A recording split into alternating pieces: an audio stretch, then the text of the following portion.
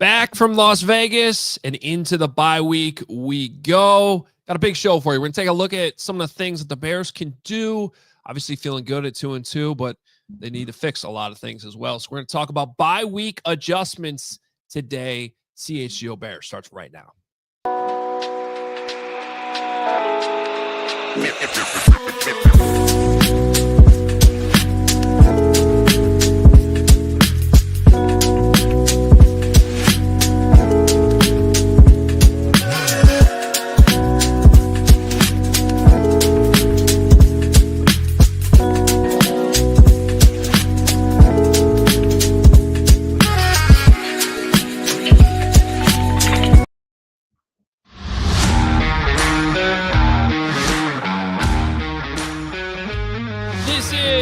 CHGO Bears podcast presented by Bet365. Go ahead and download the Bet365 app. Use code CHGO365 when you sign up. Whatever the moment, it is never ordinary at Bet365. It certainly was not ordinary in Las Vegas over the weekend. What a weekend we had. That is freaking me out that you're on that side of the screen. I'm on that side of the screen. Whoa, we're back.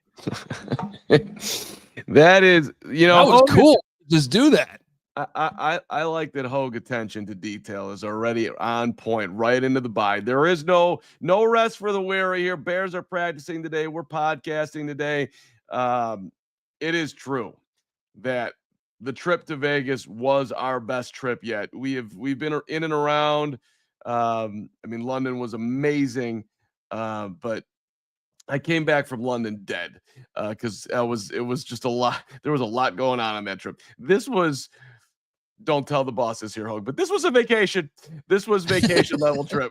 That was great, is what that was, and I'd like to do it again. So and they won. So it was really not to make this about us because it was about us connecting with you, the Bear CHGO fan. So it was a great weekend, but it was certainly a light lift for the fans that came out. I mean, I think that they even my wife said this morning, because she was on the trip, and she was like, I didn't think anything could beat London. That beat London. It somehow did. It somehow did. And I hope that even for those of you that we're not able to go, but we're following along here on CHGO, we were able to adequately bring you the color from everything, both in the game. I thought Carman, Johns, you guys did a great job in the locker room telling the story from what was a very memorable Bears football game too. A lot of great insight and more to come. I'm actually heading over to Hallis as soon as we're done with the show. We got Caleb Williams talking later today, so we'll have plenty more from the Bears. They have canceled tomorrow's practice though, so I can compromise 50-50. You guys said this yesterday. I was very happy that they were still going to practice the next couple days. So, maybe Ben got Cubs tickets Wednesday. I don't know, but I'm stealing that joke from Kevin Fishbane. But okay, they practice today. I think they got a lift tomorrow morning. Then they can go their ways and enjoy their bye week. But so you know what it is, Adam? It's called being player friendly. You get one bye all season long. We don't need to grind out some Wednesday practice. Why don't you guys get your rest? Go see your families. Go back to California, West Virginia, Florida, wherever you're going. And by the way, when we come back here, we're planning on winning a lot of football games, and they also play on Monday night too. So I think Ben showing a solid to a team that started out like they were going to be the worst team in the NFL and now are right in the thick of things. It's a nice little reward. By the way, I see Crystal in the chat here. Crystal hasn't left Vegas yet, Hoge. She's in the airport right now. She's still hanging out there. So is Johns. Johns is still there. I saw a picture of Greg and Steven shirtless in Circa Swim yesterday, which was a little disturbing, but they're still living it up. I called Derek Stevens and told him not to let those guys in, but he was fan friendly, so he did, and that was nice of him. It was probably a good decision. All right, should we get into this? Are you ready? Yeah, let's do this. Yeah. Okay, so I'm going to take the lead here, Hoge, and make you Coach Hoge for the start of the show here as we talk about our bye week adjustments. And yes, team, you know what's more important than defense? That's right, offense, which is why we're starting with that first here today. You comfortable with that, Ho? Can we go offense first? Yeah, let's do it. Let's score points. Okay, so bye-week adjustments.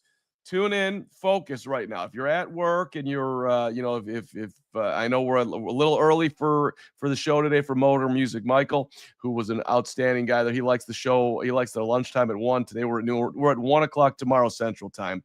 But just focus in here. Let's talk about the point number 1. What are they going to do with the offensive line? Adam Hoge, who are your tackles? What's the future of Braxton Jones? What are you seeing? What do you think they do? Yeah, so look, I want to look at this through the lens of 3 different things: personnel, scheme, and technique. So we'll start with personnel here. Like if you're Ben Johnson, what are the changes you might look at making from a personnel standpoint before you actually get into scheme and some of the technique things? Because I got some specifics on that. But I think number 1, and this applies in both the run game and the pass game, but who are your tackles? You got to figure this out. It was especially, I think, in the run game. I thought the Bears missed Darnell Wright. I think the value of Darnell Wright was shown in that football game on Sunday, and he's been really good in the run game. So I think they missed him there. Braxton Jones, if you're wondering why he got benched, I think he had a pretty bad missed assignment on his last play before he was benched. If you look at that play from the end zone angle on the coach's film, Cole Kmet's kind of split out a gap to the left, and there's an defensive end between Cole and Braxton Jones. And Cole, you can see him on the film, like trying to get Braxton's attention. Like, hey, are you blocking this dude? Who's blocking this dude? And instead he goes to double team the defensive tackle, and that end just comes right upfield unblocked. I'm guessing a little bit there, but I'm guessing that's on Braxton Jones, especially considering next series he wasn't out there. So, this is not even about talent and blocking. This is just about knowing your assignments. Who knows what they're doing out there? That's got to be your left tackle when coming out of the bye week. And Theo wasn't perfect either. There was a run play in the second half after he moved to left tackle where I see 4 guys on the offensive line go left. I see Theo Benedet go right. And I see a linebacker shooting the gap and stuffing on a run that went to the left and stuffing DeAndre Swift in the backfield for a loss of 2. So again, I don't know the playbook. I don't know the scheme. I know that when 4 guys are going one direction and the other guys are going the wrong direction, and the guy goes through that gap that he's probably supposed to be in, that was probably on Theo Benedet. So now, in his defense, he started that game at right tackle. He practiced at right tackle all week. That could have been, I'm sure his head was spinning, especially. And I think overall, he did a pretty good job of playing both positions, considering the task with Max Crosby. But the point of all this is, what can you fix in the bye week? And the one is like, let's just start with who knows what the hell they're doing and who can execute at the highest level on that offensive line. So it's interesting, too, with Braxton, because I don't view him as somebody that doesn't know what he's doing, that wouldn't understand the offense, that isn't a hard worker behind the scenes in the classroom figuring everything out. To me, it's more like your body can't handle it, and you weren't, even when your body could handle it, you weren't elite at that point. You were satisfactory, let's say it like that. And now, coming back from that, you can't get to the level that you once were, which was, again, not the highest level. But so him not comprehending what's going on is a stunning way for him to end up on the bench to me. But maybe that's the way it's going to go. I did like seeing, by the way, Baldy, our guy Brian Baldinger, with a nice video out there celebrating the Benedet. So I know some people are pushing back on that, but if Baldy likes the Benedet, I think that's that's as far as if he's going to be the left tackle, that made me feel a little bit better. What do you think they do personnel wise at wide receiver? What would you like to see? Yeah, the other 2 things I think Ben needs to look at here, and we're talking more burden. Okay, more burden, please. And that more is not spelled wrong on that outstanding graphic that Katie Duffy put together. We got Katie producing for the rest of the week with us as Steven and Greg play golf and sit in pools together. With burden, it's just more burden. Like let's figure out what he can do. Can we expand that package a little bit for him? Get him the ball in his hands more. I think that's something that Ben Johnson will certainly look to do. In DJ Moore's case, his case is a little bit different. I think it's how he's being used. How is he being deployed? I think they've done a pretty good job of getting him in the backfield and finding ways to get him the ball out of the backfield.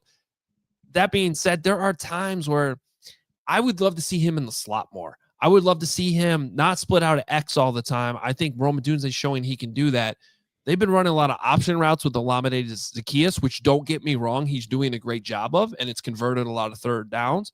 But to me, DJ Moore is a little bit more explosive, going to give you a little bit more juice once he gets that ball in his hands. So maybe look to use him in some of those opportunities. Now I'm getting into the scheme a little bit, but how you're deploying DJ Moore and continuing to find different creative ways to use DJ. And I think they're on to this. I just think Ben can find more ways to do it. And I think between those two guys, paired with the development of Odunze and the steadiness of Olamide Zaccheaus, those 4 receiving options can continue to get better and better and better and help Caleb Williams the rest of the season.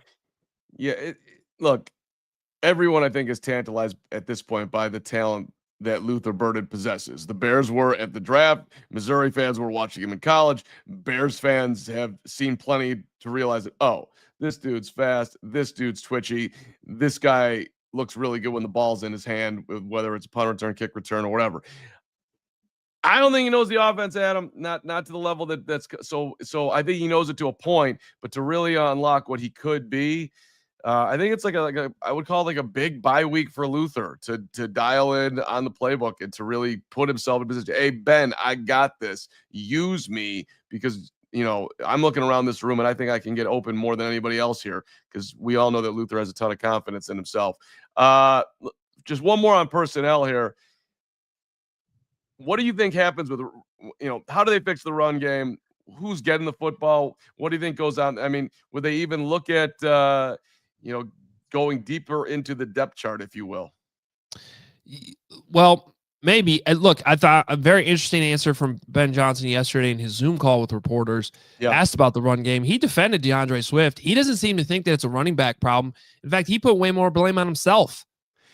He said it's a reflection of himself. We can once again spend another week, but as he continues to do these press conferences where I think he very fairly points out things that are on the players that are wrong and then points the thumb right back at himself, though, for what he can do better. I think it's very refreshing. But you listen to that answer, and it had way more to do with blocking, had to do with technique, had to do with assignments, knowing what you're doing. And on him as the coach, that falls on you, right? Make sure, you're running the show. So I don't know that they're going to actually do anything majorly different with the running backs. I do wonder, you're going to probably have Travis Homer coming back soon because he was on IR and eligible to return now after 4 games. Now, he's not really a running back that's going to help you in the running game per se. He's really just going to be there if you're stuck in a pinch. Obviously, they're not using Roschon Johnson right now. So now you're going to carry 2 running backs that are basically there for special teams, but they're key special teams players. I mean, I doubt you're going to go in there and have 5 running backs active.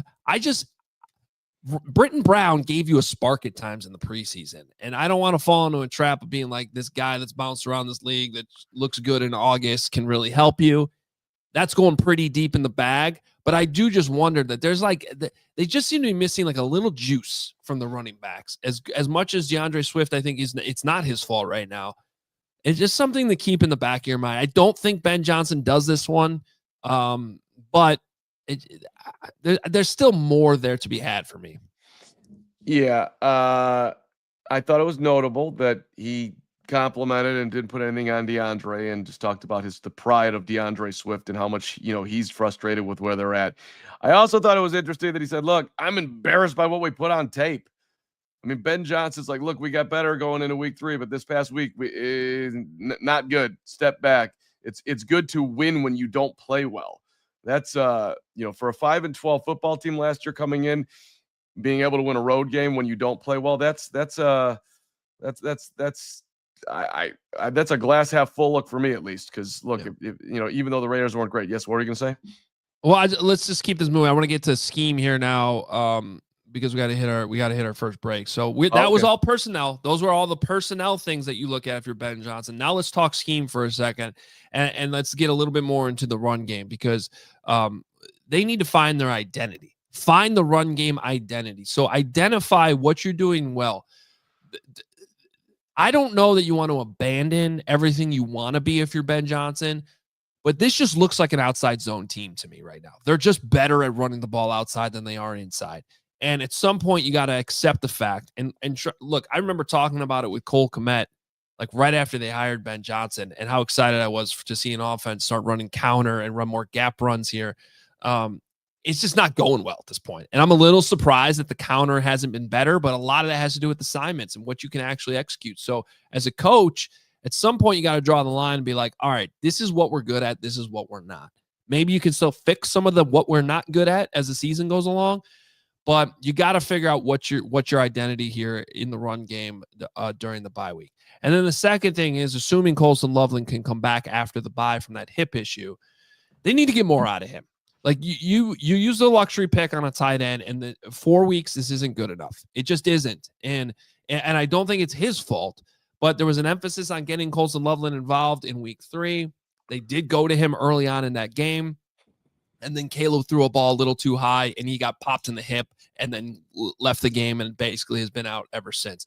But it's not just about the fact that you have a first-round pick, a top 10 talent that you got to get more out of. He's the key to unlocking this thing to me. He's the mismatch problem that Cole Kmet's not going to give you when he's got to be the guy that's running all these routes that he had to do yesterday, and now you're using Durham Smythe and Steven Carlson out there. So getting Loveland back, it's not just about getting more out of your first-round pick. It's about actually utilizing them in a way that it's unlocking the whole thing. Even if it's completions to Cole Kmet in 12 personnel, it helps unlock everything. So you need to get Loveland back, and if you're the head coach and the play caller, you need to be utilizing him to unlock the whole offense. Yeah, and look, before he got hurt, he was, for whatever reason, it was just a slow start to the season with Colston, who wasn't having a slow start in training camp. So I think at least I was surprised that we didn't see him more. And now that Ben is watching the show today and he sees that Hoge wants more Loveland, I think you're going to get more Loveland. All right, we got a ton more to do here. We got to go over to the defensive side of the ball. So here, I still got to do the technique stuff before we go to the break. So we talked about personnel, we talked about scheme, and now what are you actually coaching though in terms of technique that I'm looking at the film, what can be better? Okay, the first one is the most obvious. There's been way too many penalties with this team, pre-snap, post-snap. You know, I thought the holding call on Jonah Jackson was a bad call, even on film, but could he have let go? He kind of got in between holding on a little bit too long / just punishing the guy. And he got sort of caught in between, so it looked like a hold. That's why they called it, even though I don't think it was a hold. Whatever, but that's a technique thing. So these little tiny details, fixing your technique. All right, second, way too many batted balls. Caleb Williams is not a tall quarterback. If you're the offensive line, you need to take this personally. When a defensive lineman jumps up, they may still block it. You need to punch that guy in the stomach. You need to punch the guy in the ribs. You have to make them think twice about jumping. That is how this works. And here's the biggest reason why you do that. Max Crosby jumps up there and blocks the ball. If you hit him and you knock him down while he's in midair, which shouldn't be too hard to do, because as soon as you jump up in the air, you lose your balance and your leverage and anything you got going on below you. You should be on the ground. Guess what you can't do if you're on the ground? Intercept the football after you bat it down. We got to accept the fact that passes are going to be batted down. But if you're the offensive line, you have to make them pay for doing that. And they sure as hell can't make that play that Max Crosby did, which was an insane play, and all the credit in the world to him. But the offensive line needs to take that a little bit more personally. And by the way, real quick, this wasn't even on my list. Can someone pick Caleb up more when he gets knocked to the ground? He got hit out of bounds. Just someone rush to him and help him up. It's really bothering me. It's been 4 weeks now of this. Someone do it. They've gotten better. They have gotten better. They've gotten better, but I don't see everybody running over there to pick up their quarterback. Have his back. Yeah, no, you're right. They absolutely should. But we, progress has been made. I'm seeing a lot more love headed towards the quarterback. I love to punish the jumpers. You got one more on your list. You want to hit that one too? Yeah, scramble drill's got to be better. I'm thinking of the play, and I saw this even in the moment from the stand, section 334. We had a great view of things in the 300 level, but Caleb's scrambling to his right, and I don't know if you picked this up, Carm. He actually ended up yelling at Cole Kmet when the play was over, because Cole's trying to hang out there at the pylon, which is normally okay. Like, hey, I'm at the pylon, I'm trying to score.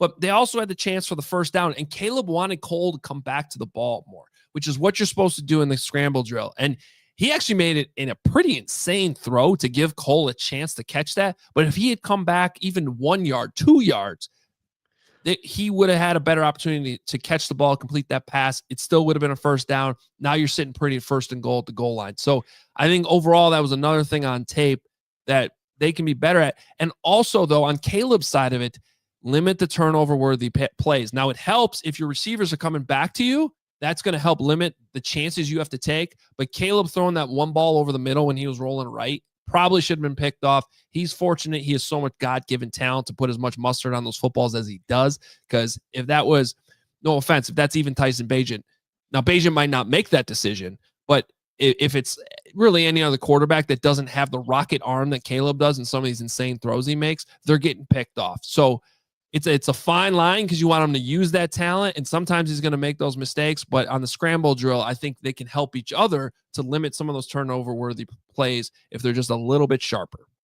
Yeah, and that play, that throwback, he did not have the normal zip on the ball that he normally has. So which is, underlines the difficulty of that throw. Period. It was, right. And again, it was, and the Cole Kmet thing. By the way, that exchange was interesting because Caleb was going up to talk to him and Cole's coming back. They never actually got together. They were basically screaming at each other. They're not screaming, but having a conversation from 10 yards away, and then they both went back. It was clear they weren't on the same page there.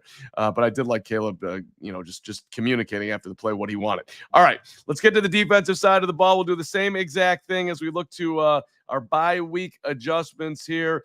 We'll do defensive personnel scheme and technique next, but first,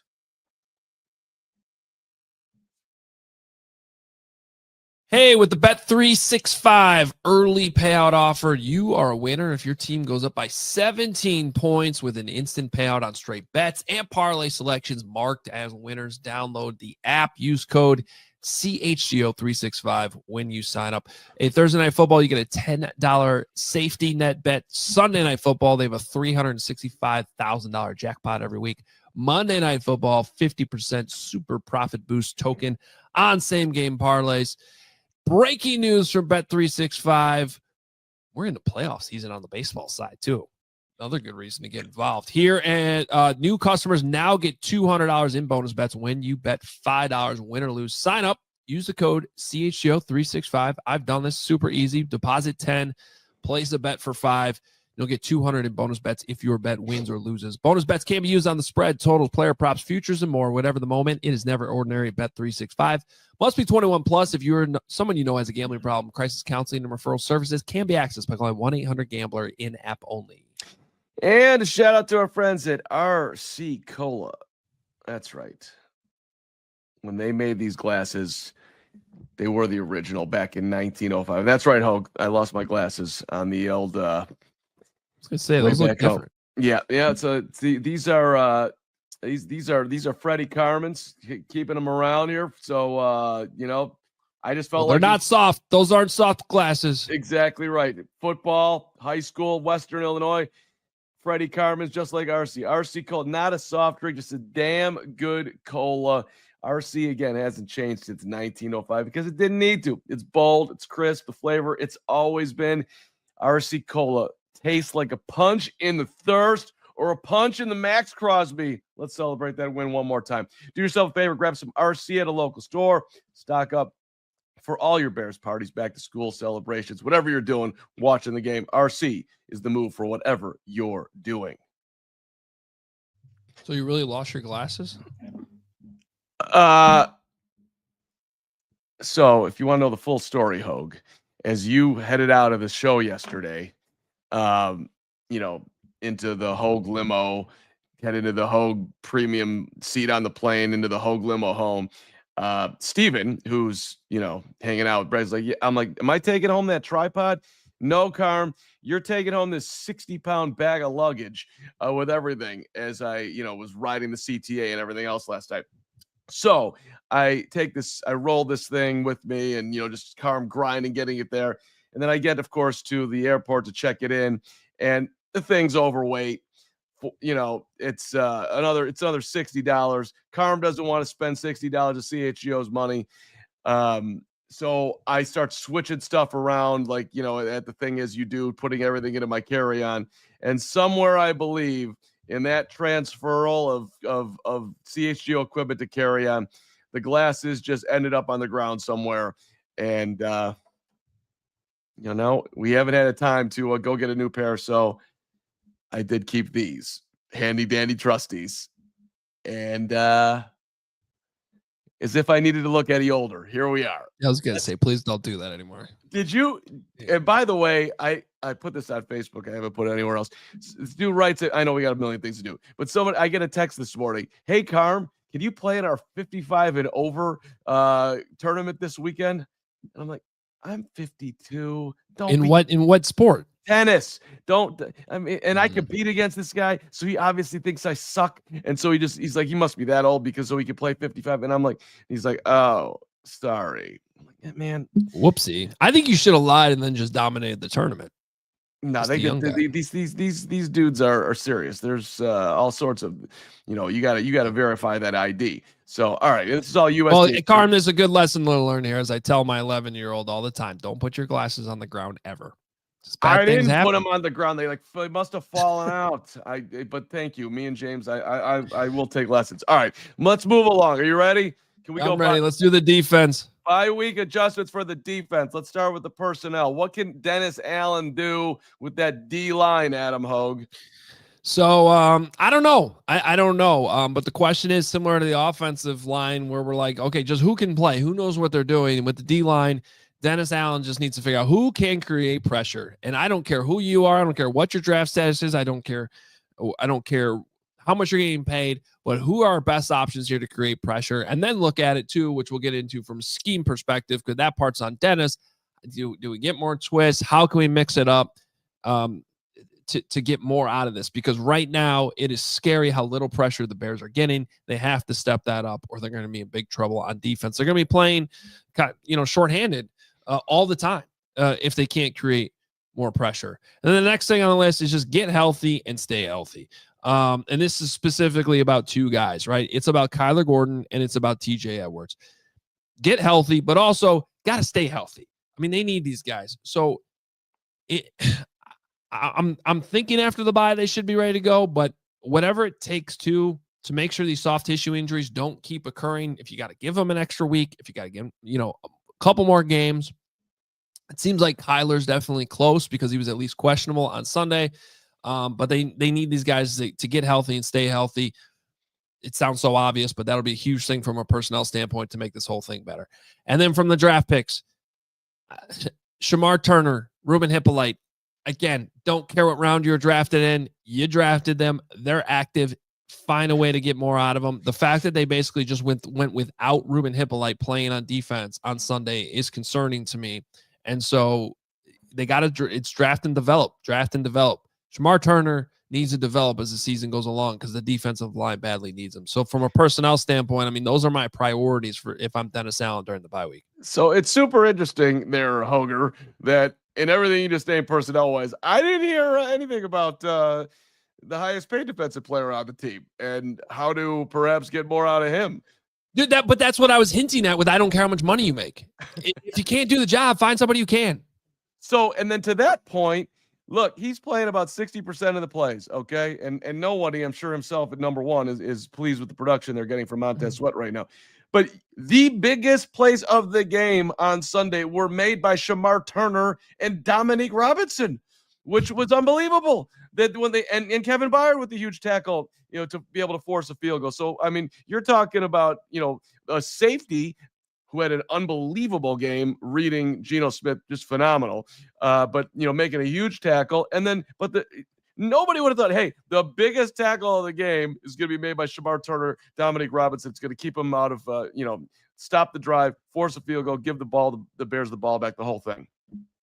Yeah, without a doubt. So I just, you just got to find a way to get more out of it with all those guys. And if I'm Dennis Allen, I'm also, walking out of my way inside the offices at Hallis Hall and slipping a note under Ryan Poles' door 3 times a day that maybe says trade for Trey Hendrickson. I don't know. Give me more horses here. I need somebody. Okay, and then so after that note goes in, then Poles comes back and slips a note under his door and says, "Yeah, okay, can you do this with the scheme? What do you think he's writing down on? Hey, buddy, you could scheme this up a little bit better too, DA." Well, I think he's doing a pretty good job right now, and so this is where my scheme actually doesn't have much to do with the D line, because I think at this point that's more just you need talent, you need dudes to step up and just rush better and come up with a better rush plan. But from a schematic standpoint on the back end, I'd start with this. Keep using Tyreek Stevenson like a number one corner. Great development the last 2 weeks. Tyreek Stevenson's playing some of his best football as a Bear since Jalen Johnson went out. He's looking like a number one corner right now. Small sample size, but keep building him up. This kid's got talent, so he needs confidence. He needs that confidence to return, especially as he's going back to Washington where the disastrous Hail Mary happened last year. It's a huge opportunity for him to get revenge, redemption, whatever you want to call it. And they did this. They moved him around. He's all of a sudden in the slot a couple times. And that's the second thing is DA did a great job of mixing up coverages. It led to interceptions. And Kevin Byard talked about this. They put stuff in specifically for the Raiders. They knew what their keys were. They knew when they got this formation that they were going to make this throw over the middle, and Kevin Byard broke on it. So, and guess what? They did that without Kyler Gordon. So you get Kyler Gordon back and all the different things he can do. He can help your pass rush by blitzing. He can drop back and be like a safety because he can pretty much play wherever you want. So keep mixing that up if you're Dennis Allen from a scheme standpoint, especially with Kyler Gordon coming back. And then finally, we get to technique. Talk about what they can do from a technique standpoint. I don't think Dennis Allen's telling them to jump in the wrong gaps. Okay, read your keys, know where you're supposed to go, use your technique, get off blocks better, which they're not doing a great job of right now, especially on that defensive line. Use your technique, use your power, use your God-given ability to get off blocks, and then tackle better. I thought Ben Johnson made a great fair point in his press conference yesterday. They went live so much in training camp that he thought that they would be ahead of where they are right now from a tackling standpoint. Tackle better. You practiced it. What more can the coaches do? I mean, they're working on it. We see it on individual drills. They did it live in training camp. This is why you do it. And so the execution just needs to be there too. So I feel like a lot of this falls on the players, falls on getting healthier. And then you have a good defensive coordinator. I like what Dennis Allen's doing from a scheme standpoint. He can mix things up on the back end as much as he can. And I think you can survive defensively. I think you can. I don't think this is going to be a top 10 defense like maybe we all hoped, but they can do enough to survive if those things we talked about in the first segment offensively go to the next level. Yeah, of everything you just underlined there, the Tyreek Stevenson part is the most exciting to me because, mainly because me and Reek are boys, and I tend to root for guys that are close to me. And look, when Jalen went out, me and Reek are boys. Mark Carman. Yeah, hey, that's just I got chemistry with my guy 2-9, okay. and he when Jalen went down, and I kind of was joking with him, I'm like, hey, this is your time. You're the number one dude, and he was excited about it, and he's been playing like he wants to be that guy. Everybody's got an ego. Everybody believes in themselves when they get to this level. So and I think it's kind of fun coming out of the bye that he does get a chance for some level of redemption when you get to see the Commanders again, and everything that happened last year that we won't have to mention. But all right, let's put some faith into DA to wrap that up too. That dude was brought here for a reason, and I think however the Bears can be better defensively, I trust that Dennis Allen will figure it out. But when we come back, Hoger, I believe we're going to talk with we're going to hear from some Ben Johnson from yesterday, and of course he addressed his reaction to the reporter, so we'll have a little bit of conversation about that. But first, well, it's almost October, and it's still extremely hot out. See the forecast this weekend? Amazing. 88. Okay. But despite that, I promise you, unfortunately, winter will be here before you know it. It's going to just flip like that. It always does. So just because it's hot out, don't be fooled. Call Four Seasons. Make sure your furnace and everything is ready for the winter. They got you covered on a lot of different things. You got a plumbing emergency? Call Four Seasons. An electrical emergency? Call Four Seasons. You need a new hot water tank installed right now, right today? Call Four Seasons. Now is the time to schedule your Four Seasons furnace tune-up. Four Seasons are going to guarantee same-day installation on all your heating, cooling, plumbing, electrical, and generator needs with no extra charge for nights, weekends, or holidays. That is huge. Four Seasons heating, air conditioning, plumbing, and electric have been serving Chicagoland for over 50 years. Your trusted local experts are Four Seasons Heating, Air Conditioning, Plumbing, and Electric. Visit fourseasonsheatingcooling.com for all the special offers and money-saving coupons. That's fourseasonsheatingcooling.com. And a shout out to our friends at Eye on the Ball. This is for you coaches. This is for you athletes. Let's talk to the athletes right now. Are you serious about leveling up your game? Are you trying to get to the next level? Because that's right. The right coach can change everything. And right now, finding one easiest to do with Eye on the Ball. If you're just starting out, that's cool. Or if you're looking to get to the top level, that's cool too. You can find out and look for your coaches at eyeontheball.net, completely free. You load up your profile, you search for your coach's parents. I'm talking to you, trying to help out your kids too. Connect directly with the one that's right for you. Soccer, swimming, baseball, basketball, tennis, you name it. The coaches are there. What are you waiting for? Your future coach, one click away. Go to eyeontheball.net. That's eyeontheball.net. All right, back here on CHGO Bears presented by Bet365. Make sure you use that code CHGO365 when you sign up. We didn't really spend too much time talking about this on Sunday in the moment, or even yesterday. So, and I know it's been a story, and I thought Ben did a good job addressing this yesterday. So I just thought we'd do 5 minutes on this right now, especially because as a former sideline reporter for Northwestern who interviewed a coach at halftime every single week, I do have some thoughts on it. But just to lead this off, I think this is just a halftime interview that kind of went wrong, and is really. It's not really anybody's fault or that big of a deal, but I think, we can get into it and explain what happened. So, I think everybody by now has probably seen the exchange. We don't need to play it. The funny thing was, Carmen, I was actually going to the bathroom at halftime, and one thing, if the Bears are going to build this Raiders stadium and just do a copycat of it, can we at least fix the bathroom situation? I'm going to make that request because it could be better than Allegiant Stadium was. I would also like to throw in, don't build Allegiant Stadium. Place is fine, but it was boring, and you can do better and look around. And that copycat is not you can do better than that, Kevin Warren. Think outside the box. Go ahead. We're going to talk about that later in the week for sure, because I have strong thoughts on that too. But it's funny. I came out of the bathroom. I looked up at one of the monitors on the concourse, and I saw the exchange. Obviously couldn't hear it. And I was just like, that looked chaotic. Wonder what that was all about. And then later I heard what kind of happened. So Aditi Kinkhabwala, I hope I'm saying the last name right. I think I am. She's been around for a while now. She's good. She's good at what she does. She was a reporter for CBS doing the halftime interview. I think it started to go wrong early when Ben was kind of like talking over her at the start. So like you kind of tell he was amped up in the game. Whatever. It was also loud. It was very loud at the time. And then these things are not easy to do. They're especially harder when you probably don't like. I did the halftime interview with Pat Fitzgerald every week. We had a great relationship. We still have a great relationship. And there were still some times that I would piss him off with some of the questions, right? Like, but at least I'm interviewing the same guy every week. I have a relationship with him. When you're kind of flying in and out of these cities, dealing with different coaches, you don't necessarily know what's going to push their buttons and what's not.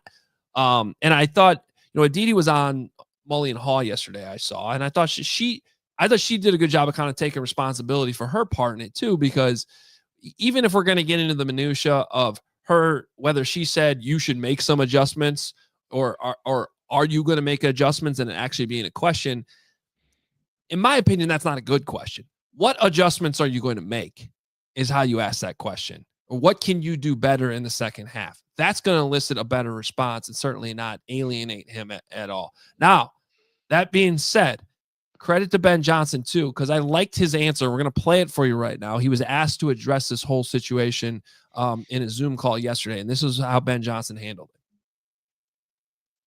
it. In the moment, I honestly didn't think too much of it. I'm kind of in game mode. But then when I look back at it, I am a little bit disappointed with what that looks like. I didn't hear very well, and that's not an excuse, but when I thought I heard that not a question, but that I needed to make some changes, I didn't take that very well. So I'll do a better job with those going forward. I think it's a tough situation, honestly, for both these reporters and coaches to be in. I appreciate that they try to do these interviews. I think the fans want to hear it. But doesn't it also feel like, Carm, the only times we remember these interviews is when something goes wrong or somebody says something like Flus did last year? I got tricks up my sleeve. I guess that was 2 years ago now. Like, the very rarely ever you come out of that being like, whoa, that was super insightful, going back into the game. And somebody as intense as Ben Johnson, he's like, first of all, I'm not going to pretend like we know Ben, like we're all best friends here. He's only been here for 8-9 months, whatever it's been.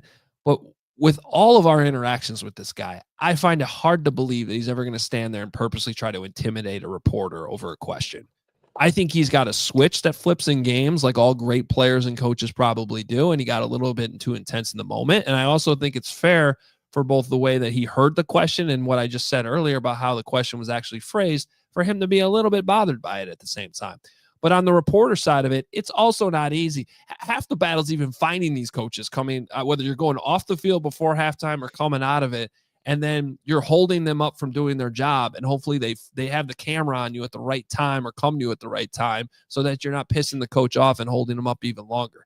It's not easy. And all of us screw up with our questions sometimes and don't ask them or phrase them the right way to get the best answer. So this is a long way of me saying, Carm, I just don't think this is that big of a deal. I think it's cool that Ben addressed it the way he did. I think he understands that, like it or not, he has to do these interviews, and it matters how you look in these interviews because you don't want to come off looking like apparently some people receive this in the moment. All right. First of all, I enjoy how fired up you are about this topic because that was one of the longer. You took a nice trail through the whole thing as a guy who's been on that sideline. So I love that you have this many thoughts on it. Let me say this.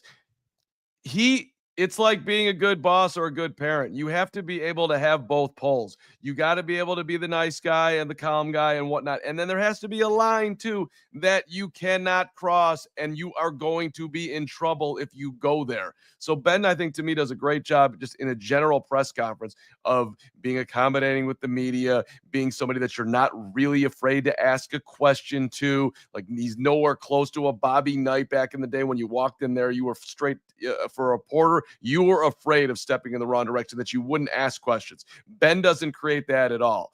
Or he doesn't do what Lovey would do back in the day and give you nothing either. He'll give you an answer. He's also shown that when you go too far, if you want to go talk about last week plays one more time, then he's going to say, can we move on to next week? Yeah. And this was kind of a, can we move on to, I'm not telling you what we need to do better. And what he thought was that she was saying, the reporter was saying that, that you need to make changes. I suppose it's loud down there and all the things. So I'm not going to question him on that. I was a little bit surprised to hear that was sort of where he thought the thing went wrong. But look, I mean, if I was advising him, I'd tell him, like, look, dude, you can do the Greg Popovich. What adjustments do you score more? Thanks. Like, I'm not going to give you some full breakdown of what we need to do. We got to run through the B gap more. And I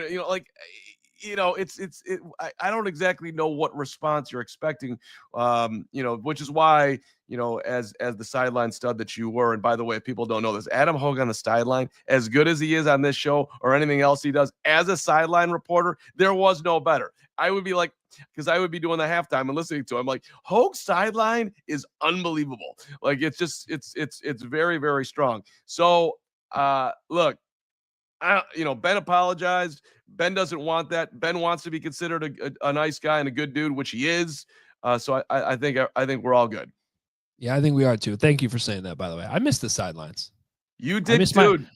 I missed my interactions with Fitz, even when he would get mad at me, which really only happened like once or twice. But to that point, when he would come up to me right after the game, we would clear it up in 2 seconds, and they'd be fine. Like and that's part of being the professional of it. Everybody, dude, this is a high stakes football game. I don't care if we're doing high school football. I'm fired up as a coach on the sideline. Like, this is the end of the world, which it's not, but that's the mentality you got to put yourself in, whether you're a player or a coach during these. That's part of what makes football so fun and intense. So not everybody's going to be perfect in the moment, whether you're the reporter or the coach. Yeah, and to like Bears fan 40 saying Ben did nothing wrong. That sure, great. I'm no one's pushing back on that. And actually, by the way, for a sideline interaction, that's as good as it gets. We saw some interaction. We're actually talking about it. Normally, like I was watching on the flight back yesterday, I'm watching ESPN's NFL lead-in show, and they had Jamar Chase on. Jamar, what do you got to do today? We got to execute better, and like it just like and like one of the dudes on the show, and I should know the name, but I forget who said it, was like, "Hey, you could lighten up. You could give us something." And he's like, "I can't kid around before game time." The same thing with saying, "Justin, hey Justin, what did the Jets do?" "Well, we need to execute. We got to do." It's like, okay, no one's gonna remember any of this. This one's gonna get a little memory, and it's good. It's good to see like the real Ben. So congrats to everybody. Well, and that's the thing. I think we saw. I think we saw that intensity. I see all the comments right now, and I agree with it. Like people like the intensity of Ben Johnson. People want him to have that intensity, and that's the part where I could see why some people were offended. Like, is he crossing the line by like staring her down? I actually didn't even notice that part of it in the moment when I saw it live. And it's just one of those things where I get why people might have seen it that way. I find it hard to believe that he was trying to do that in any type of disrespectful way. That just doesn't seem to be who he is so far, even if he is really, really intense. So, and in the end, I'm glad we talked about it. I don't think it's that big of a deal, and I think it was just a cool moment here with Ben Johnson early on in the season. Not a cool moment, but an interesting exchange with Ben Johnson to sort of see who he is, a peek behind the curtain during the game, which is kind of the whole point of those sideline interviews. Well, look, 4 games in, we're just seeing that Ben is that guy. We're seeing it in the way he handles the locker room post game, which is unbelievable. Good, better, best. Yeah. I mean, look, sideline this. Patrick Finley, don't ask me that question again. I'm sure there will be a moment where I get myself in trouble. Go, Ben, go. I will support it in the moment. I'll hate it, and I will support it. He's going to come at Hoge. It's going to be amazing. I said that in the summer. I'm like, I can't wait to see once these games actually start, because I think there's going to be some fireworks here. And you know what? As long as it's all respectful, and I thought that exchange with Pat Finley a couple weeks ago was extremely professional too. It was honestly a little funny. As long as it's all like that and the reporters are respectful back, then I think this is all going to be fine. And it helps when you win football games too. All right, we got to take our last break here. Don't go anywhere though. We're going to get back to the football. I got more thoughts on the game and some of the other observations and some things I think have been overlooked a little bit. We're going to hear from Theo Benedet in a robe. That's right. I said Theo Benedet in a robe. And Rome. And Rome. But he wasn't wearing a robe. It wasn't Rome in a robe. It was Theo in a robe. It's all coming up next. Don't go anywhere. But first, new vehicles are in store at Ray Chrysler Dodge Jeep Ram. This is your chance to score a great deal at the Drive Into Fall event. How about Ray Scarpelli just dominating Las Vegas with his crew? Good. Hung out at the tailgate, had him at the post-game show. He's a diehard. He cares about CHGO. That's why we care about Ray. Head to Ray CDJR on Route 12 today to choose from their huge inventory of new Chrysler Dodge Jeep Ram vehicles. Right now, you can get up to $10,000 off MSRP or get 0% financing for 72 months on new 2025 models, plus shop over 125 vehicles priced under $20,000. Raise price promise. You've heard us talk about this. You know you can shop confidently with no add-ons or hidden fees ever. The price you see, the price you hear on the show is the price that you pay. It is that simple. Go check out our partner today to shop one of Chicago's largest inventories. Find the right new vehicle for you. The Drive Into Fall sales event going on now. For more information, visit Ray CDJR on Route 12 in Fox Lake or online at raycdjr.com. They've been serving the community since 1963. And you know the moment when you realize you left your favorite sunglasses at the beach. That's not a good look if you came with us to Vegas and you left your sunglasses there. Whoops. Sounds like you left your other glasses there. I did. That's why we're going with these bad boys. But hey, I can read, so we're just going to keep that away because it's really not the look I'm looking for. But I am looking for the Shady Rays. Hey, listen, I've never seen Hoge look so good in Las Vegas that we put his Shady Rays on at the pool, just laying there next to Krista, enjoying his life with his Shady Rays on. He couldn't look any better. Nap. He had a great nap with those Shady Rays. That's because Shady Rays Eyewear has your back. We've teamed up with Shady Rays to bring you an exclusive offer. You go to shadyrays.com, use the code CHGO, 35% off polarized sunglasses.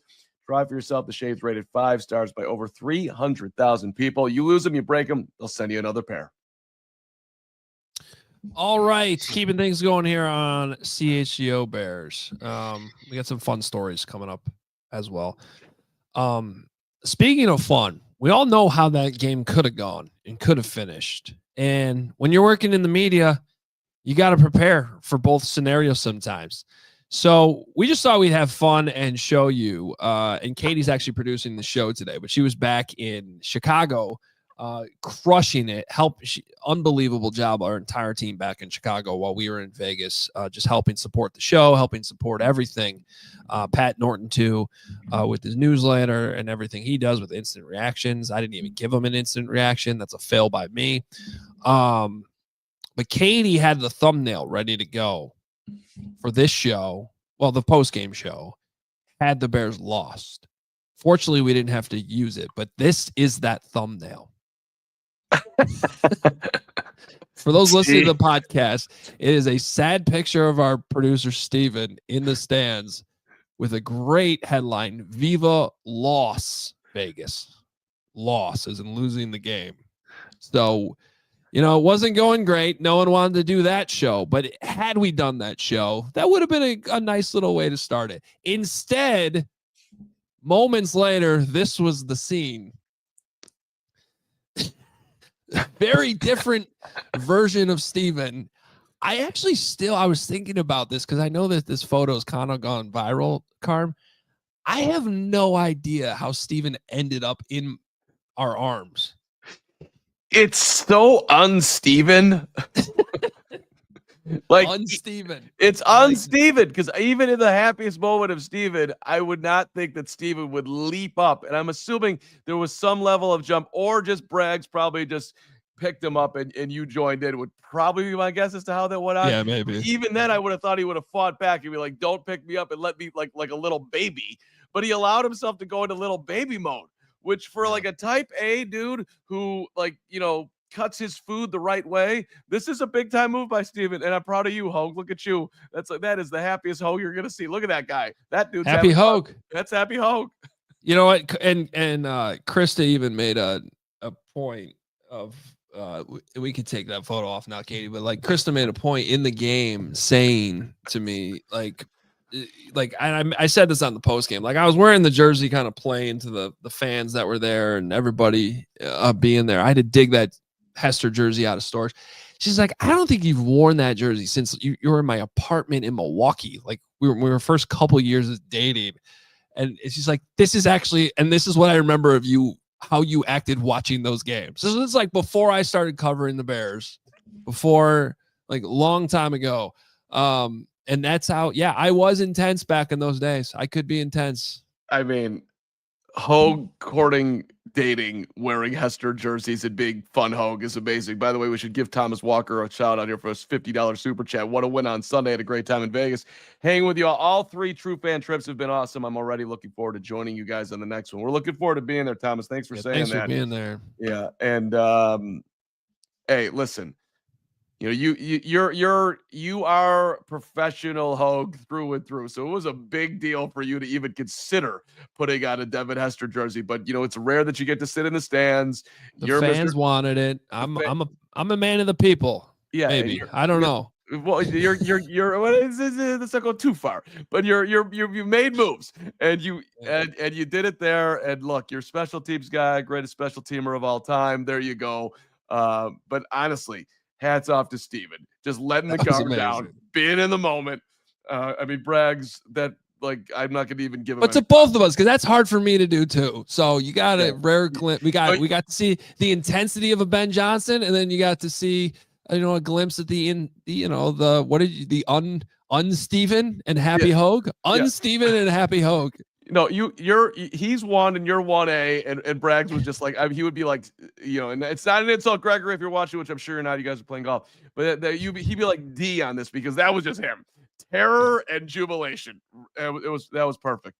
So Yeah. it was an amazing game. Great Yeah, win. and see, Chris was saying Hoge gave the special team some juice with that jersey. He did. And then He she did. gave the defense some spark with my defense. And apparently, Carm has a crystal story he's going to tell before we get out of here, too. All right, but that was all to tee up some thoughts I had on the game, kind of rewatching it. I just wanted to, as we kind of put to bed week 4 and an amazing trip, an amazing game in Vegas.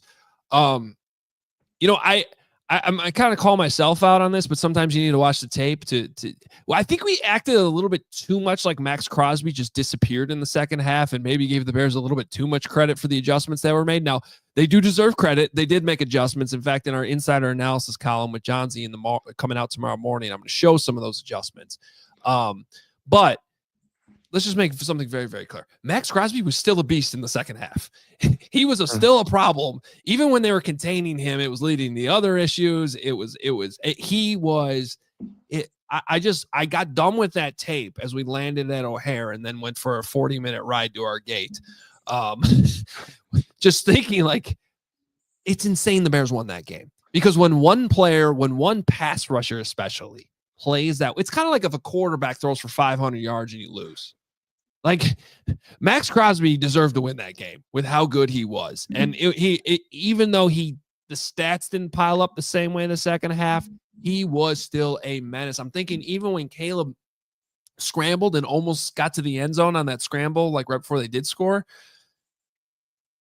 Max Crosby started all the way over on the opposite side and was reading him in the backfield, then noticed he was going to take off and chased him down. That's not normal defensive end capability. It's crazy. He's so good. So I just want to give him more props. He deserves it. He was incredible. I love his energy. He was revving up the crowd in addition to making all the plays too. I mean, that I'm like, can we ever get a defensive player like that? And Khalil Mack was great for a short period of time, but we haven't had that guy. Like literally, that dude's a unicorn for everything that he does. So that's at any rate, fair shout out. And look, not just as far as winning the game, and we talked about some of the stats. Teams that give up 240 yards on the ground, they're 9-91 in the last 100 NFL games. The Bears haven't won a game where they gave up 240 yards on the ground since 1979. I was 6 years old. I mean, that's the fact that they won that game, and Ben talked about it yesterday. We did not play well, and we were still able to win. I wouldn't have had the Bears winning games where they didn't play well before the year, and I'm not trying to crown them, and I know and nobody else is, but look, we are celebratory on the show because look, 1-3 going in the bye versus 2-2, it's a huge difference. It just is. It's a big time upgrade as far as for everybody that roots for this team, just to be at this position after the way the season started. So the next thing I have on my list was something we did briefly address, but I just wanted to bring up again because rewatching how it played out, Cole Kmet's false start on 4th and 1, or was it 4th and 2, whatever it was, that resulted in them having to punt the ball, and then Torrey Taylor had that amazing punt that got the ball down to the 1-yard line after the penalty. That was an insane break. Because when you watch the film back, I guess I can't say exactly how the play was going to play out and everything the Bears had on, but it does not look like if they're running the ball there that it's going to go well. It does not look like that's going to be a successful play on 4th down. So, maybe a conspiracy theorist would say Cole Kmet just didn't like the play call and he jumped off sides to force the punt.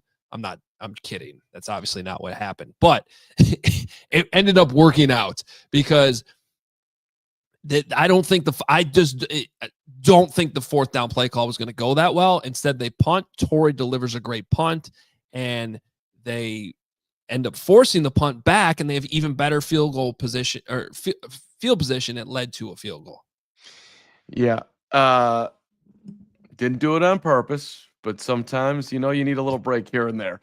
So that break went the Bears' way because in the moment it was like, how did you just jump off sides on a 4th and short?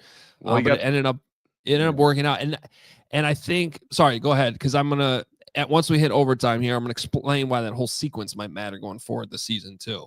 Well, it's just very rare that a vet like Kmet would flinch in that situation like he did, but it happened. And fortunately, obviously, in the end, it worked out for the Bears. That's all. Absolutely. All right, real quick for you.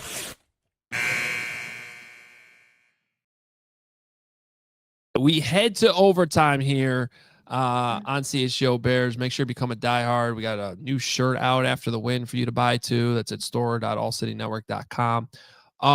So here's the thing about that punt. And I did talk about this on the post game.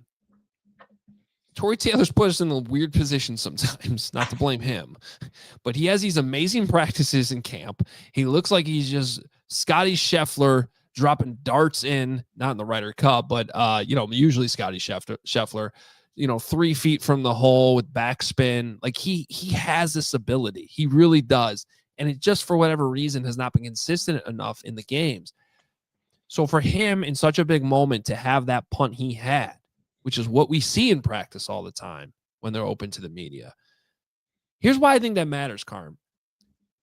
The next time you're in that situation and you're weighing what could go right, what can go wrong if we go for it on 4th down. And we know Ben's going to go for it on 4th down. But if you're going to use a 4th-round pick on a punter, you also need to rely on that punter in certain moments. And so to see him flip the field position and help you out in a moment where you might have felt like you had to go for it on 4th down back in your own territory, I think it can and should change some of Ben Johnson's 4th down decisions the rest of the season. Now, Torrey's got to earn that trust even more, I think, before you get to that point.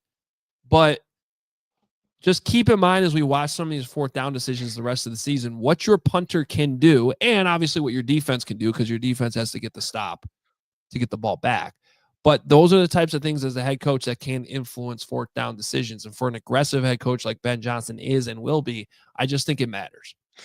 Well, as the honorary Richard Hightower that I'll make myself on the show here, Hoge, even though you are Mr. Special Teams, the boomer down the middle for Torrey, the Bears have just not benefited from that because generally he's out kicking the coverage and they're just turning into long returns. The net's just not that great.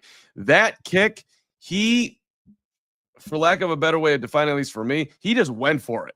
I'm going to angle it over here, and you're not going to be able to get it because my leg is that strong, and you're not going to be expecting this. And I'm going to trust that it's going to land, and it's going to just die down right in the perfect spot. And so maybe, it seems to me that when you are that talented, you might as well lean into the talent a little bit more going forward, and be a little bit more bold.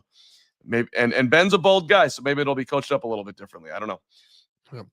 All right. I know you want to play Theo Benedet from the locker room, right? So I just thought Theo, deserves some love here, so we want to talk to him after the game. We haven't played Theo yet, and the Bears like it when, or they don't like it, at least in the past, when you interview a guy and he's not wearing a shirt. So Theo was at his locker, didn't have a shirt on, so I said, Theo, really appreciate it. Thank you for doing this. Can you, the Bears like it, you prefer if you put a shirt on. Theo didn't put a shirt on. He put on something better, and then we had a nice 1-minute conversation. So here's Theo Benedet. How did it feel went out there for you today? No, fantastic to get the win. Obviously, we had to fight for that one. Wasn't always pretty. Frustrated about a lot of the stuff we did on offense. But, yeah, relief to get the win for sure. Left tackle, right tackle. That was a busy day for you.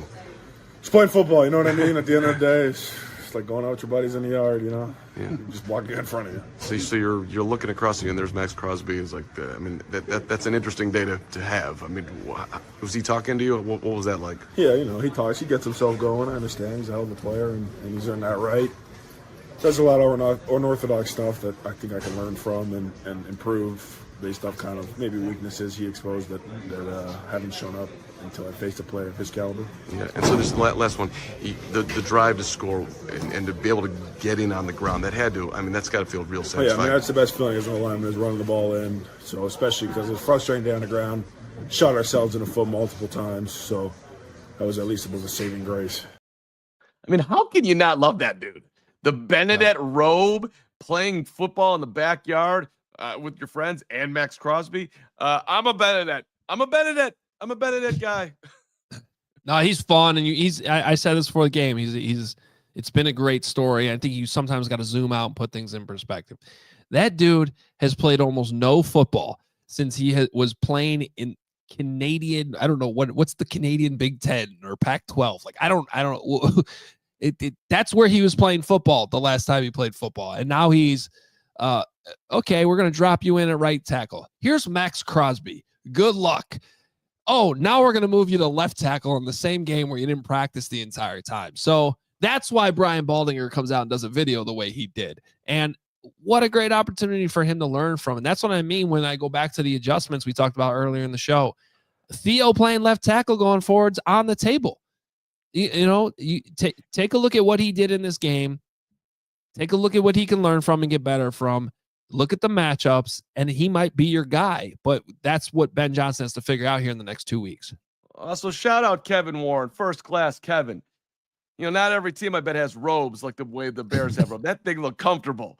I mean, that's a first class Terry Cloth situation with his name on it.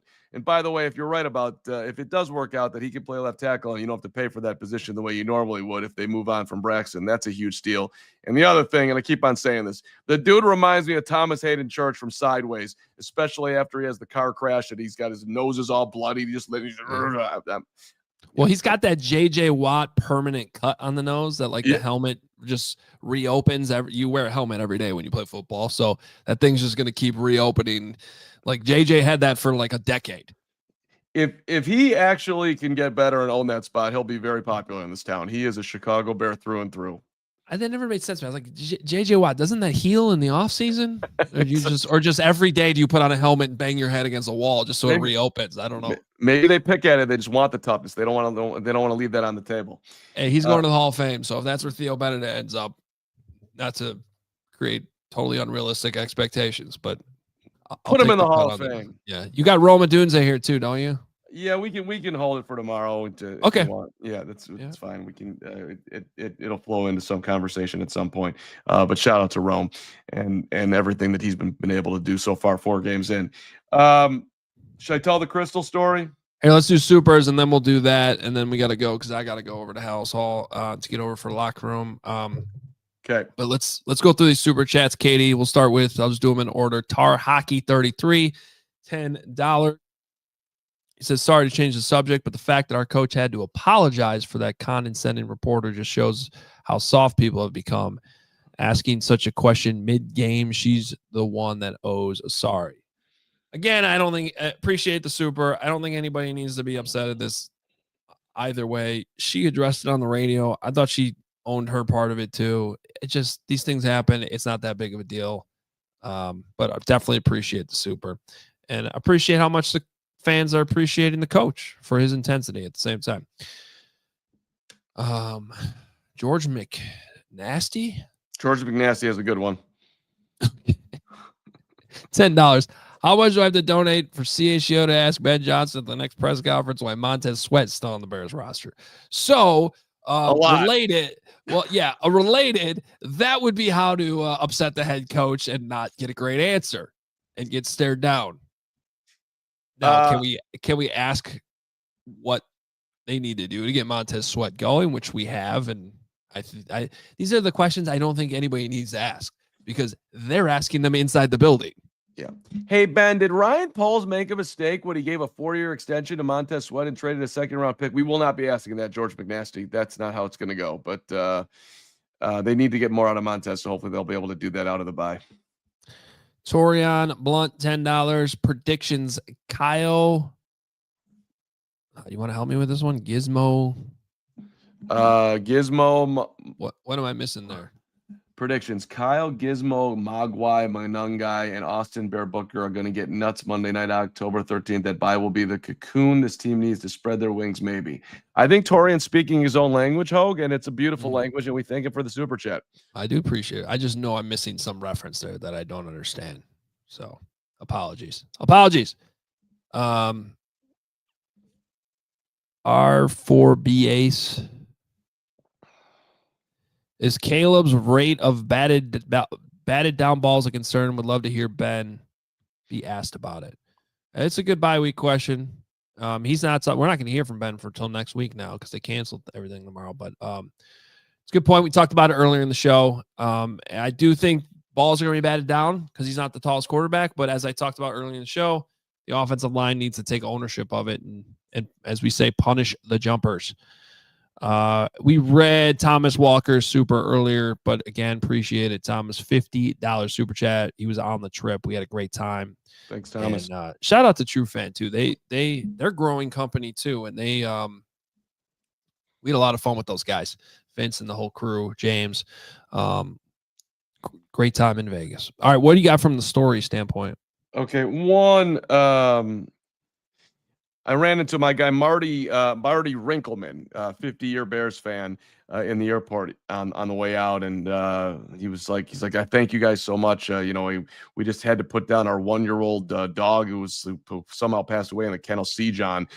So he's like, you guys are bringing some distracting me from that and everything else that's going on. So Marty, best to you. Nice conversation with you. Enjoyed it. Million other people that that we connected with, John Kirk and Troy and Dita Williams and Bo and Lori and Briggsy from Arizona, Wilmette, who I saw walking into the thing, Casey and Kelly from Lindenhurst, Scott and Griffin Day, Candace the Bear, with her hubby Jared, just a million others. But I in the spirit of time, because you got to go, I just want to briefly tell the amazing story that is Crystal in Las Vegas. And she was on her A game the whole time here, Hoge. And, the level that we'll go for the diehards who support us, like Crystal, giving us a super chat every day. There is no level greater than there's nothing we won't do. And so Crystal was staying far away from the property. So she had a bag and a situation. So she's like, Carm, can I put my stuff in your room? Because I'm going to, because the shows are at Mandalay and I'm going to need to change. And this, absolutely no problem. Of course you can. You're the greatest, no problem. So we go and the game happens on Sunday, and going into Sunday into Saturday, I got to be honest, Crystal had a big Saturday night. I don't exactly know what happened, but I know that she didn't get a whole lot of sleep, whatever she was doing. So by the time, that post-game show hit on Sunday, and we had a great crowd out there, but if you looked around, you didn't see Crystal. And so then the show's over, and, I'm like, well, we're going out to dinner or whatnot, but I got all my stuff. So I'm like, I got to go back to my room and drop off my bag because I want to go out and have dinner with y'all and, play some cards and whatnot, the whole thing. So I go back to my room where Crystal had dropped off her bag before, and, and I had given her an extra key. So I walk in the room, and, I'm not expecting anything, and the TV's on, and there's kind of a little long walkway in the thing. And I'm like, did I leave the TV on? I wouldn't do that. I care about electricity. I'm trying to save the world. And then I walk in and I look, and there's 2 queen beds in there. And, I was sleeping on the far one. I wasn't expecting anybody in the first one. And there's this body in this bed. And I start screaming my head off. Ah! And the person in that bed does the same thing back to me. Ah! Oh my God. And it's Crystal in the bed screaming at me as I'm screaming at her. And that was my favorite moment from the Vegas trip. I'm like, you take as long of a nap as you want. No problem. We're here for you. You're the greatest. I'm going back downstairs to go have dinner with everybody. And like 3 hours later, after she had her nap, she came back. But it was 2 people screaming at each other after a Bears win, and that is the Vegas trip that I was looking for. Oh, that's awesome. You guys were telling me about that night, but I didn't realize it was to that level of terror. I thought you guys were sort of embellishing it like you're joking. No. It sounds like you were both terrified. We were. That's great. Because she was dead asleep, wasn't expecting anybody walking. And then I was that out of my mind because I'm like, oh, what is happening? So that happened, and yeah, I can only hope for something like that to happen again in the future because that was fun in the end. Well, we are not going anywhere because that's not what. Oh, I know what I was going to ask you. Because you are going somewhere. You're going to Wrigley Field. Who do you think is going to win this series between the Cubs and Padres? I mean, Mr. Optimism over here. Hogan, Cubs are going to the World Series. San Diego, they've never had any problems with them in the playoffs. I don't even remember being 11 years old in 1984. I'm not even worried about the fact that who's their best pitcher? Cade Horton. He's got like a broken rib or something. Yeah. I'm sure this is going to go well for the Cubbies. Shout out Luke and CHGO Cubs. Watch along today, the whole thing. We got the watch along. We got the post game show. As we always do when things are happening, we have you covered here on CHGO. So make sure you are checking that out because that's coming up here. Games at 2, and you know where to be. Just like with our post game shows, when the game is over, if you're a Cubs fan, go check them out. CHGO Cubs.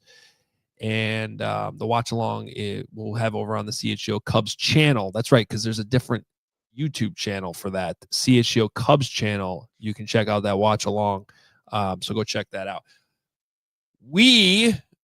I am going to keep football in my head and ignore that the Cubs are in the playoffs. No, I'm going to go over to House Hall. We're going to hear from Caleb Williams today. There's some locker room stuff before everybody goes on their break. We will bring that all to you on tomorrow's show. We'll have we're working on a good guest for you tomorrow as well. And also tell you, there's a funny story on that I'll tell you off the air because it'll probably annoy people on the air, so I won't tell it to you. I'll just. Okay. Will I enjoy the story? You'll love it. Yes. Okay. And Hogan Johns, we're going to be coming out with a new episode tomorrow, and Kevin Clark is going to join us on that one. We've had Kevin Clark on this show before, does a great job with Omaha and ESPN. So we'll hear him on Hogan Johns. Got you covered all throughout the bye week. We're not going anywhere. Hit that like button, hit subscribe. Thanks to Katie Duffy for producing. We are making one last ditch effort this week to hold her hostage and not let her leave us like she's going to do. So I don't know. We might just have to give her Steven's job. He's in Vegas. He won't care, right? We don't want to lose you, Katie. Yeah. You know, who was that guy? Wally Pip? Whatever it was. Yeah.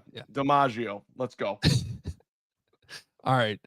We'll see you guys all tomorrow. Thanks for watching, listening. Talk to you then. We all silly like the mayor.